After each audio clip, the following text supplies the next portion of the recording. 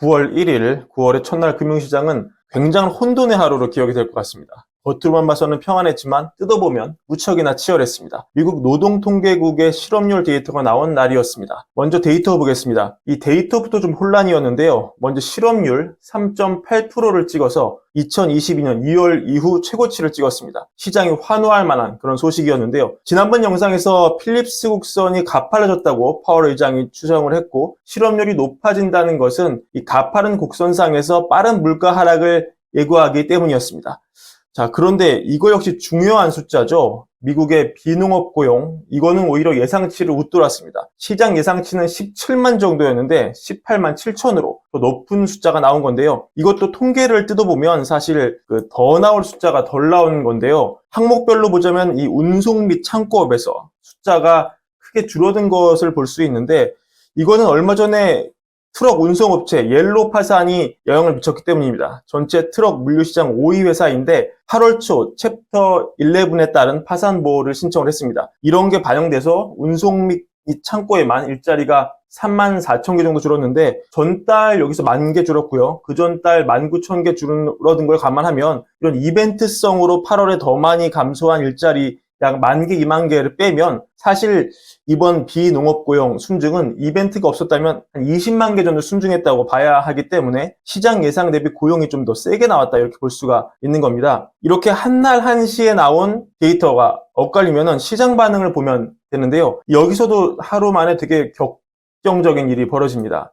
먼저 2년물 국채 금리를 보겠습니다. 이게 발표 직후 3시간 정도에 벌어진 일인데, 통계 발표 이후에 사실 2년물 금리가 이렇게 확 내려갔었어요. 실업률 상승 데이터에 먼저 반응을 한 거죠. 그러다가 원상 회복을 해서 전과 다르지 않은 수준까지 갭을 확 메워버립니다. 종합하자면 확 빠졌다가 빠진 만큼 다시 올라왔다 라고 정리를 할 수가 있고요. 10년물도 이게 참 이상한데요. 발표 직후에 살짝 빠지는 듯 하다가 2% 넘게 급상승으로 달려버립니다. 그래서 이날 하루 만에 10년물과 2년물 갭이 엄청나게, 보이시죠? 엄청나게 좁혀져 버립니다. 뭔가 시장에 영향을 미칠 만한 거대 이벤트가 일어나지도 않았는데 말이죠. 여기에 대한 해답의 일부분을 제가 말한 게 정답이 아닐 수 있겠지만, 이날 페드와치의 트레이더 전망 움직임의 변화에서 일부를 찾을 수 있지 않을까 합니다. 이날 미국 시간 8시 반 실업률 데이터가 나온 직후에 9월 미국의 금리 동결 가능성은 80%대 후반에서 93%로 바로 올라갔습니다. 그리고 지금 여러분들이 보시는 화면에는 내년 금리 인하 시작이 5월로 찍혀 있지만, 실업률 데이터가 나온 시점에 나온 직후 상당 시간 동안 이 3월, 그러니까 여기에 파란불이 찍혀 있었습니다. 여기에 파란불이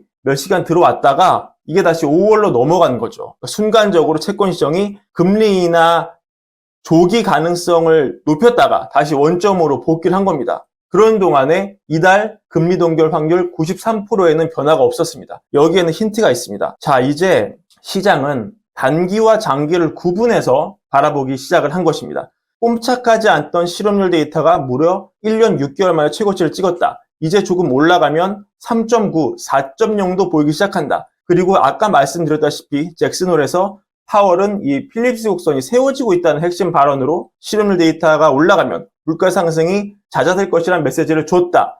그럼 뭡니까 여러분? 더 이상의 금리 인상은 쉽지 않다는 것입니다. 그렇기에 이달 금리 동결 확률이 93%까지 높아지면서 연준의 금리 인상 국면은 이제 끝이 났다, 이렇게 시장이 점을 치기 시작한 거죠. 하지만 그렇다고 문제가 끝난 게 아닙니다. 왜냐하면 이렇게 툭툭 튀어오르는 고용, 오늘 확인했듯이 툭툭 튀어오르는 고용이 언제든지 복병처럼 나올 수 있다, 이런 걸 확인한 시장이, 게다가 며칠 전에 ADP 지표가 예상을 하회했기에 사실 오늘 고용지수에 대한 기대감이 컸거든요. 조심스럽게 오늘 지수도 예상치를 밑돌 거라 기대했던 시장이 오늘 약간 뒤통수를 맞은 겁니다. 그래서 시장은 또 이렇게 보는 거죠. 아, 금리를 더 올리지는 않겠지만 또 쉽게 내리지도 못하겠구나. 그런데 지금 이 지속되는 장단기 금리 역전 현상이 너무나 길어지고 있습니다. 이 정도로 오래 지속되는 거는 40년 만에 최초입니다. 하지만 장기 금리가 단기 금리보다 높은 건 시장의 균형 상태이고, 지금의 불균형이 균형으로 넘어가려는 압력이 지속되는 상황에서 시장이 이 앞단이 내려가서, 즉 기준금리가 조기에 내려가서 균형이 맞춰진다는 예상을 점점 포기하기 시작하고, 일명 베어 스티프닝 현상, 단기가 고정된 상황에서 장기를 들어 올리는 식으로 지금의 불균형이 해소될 가능성이 더 높겠구나, 이렇게 오늘 시장은 베팅을 한 것이라 볼 수가 있습니다. 최근 금융전문가 레리 맥도날드가 굉장히 통쾌한 지적을 했는데요.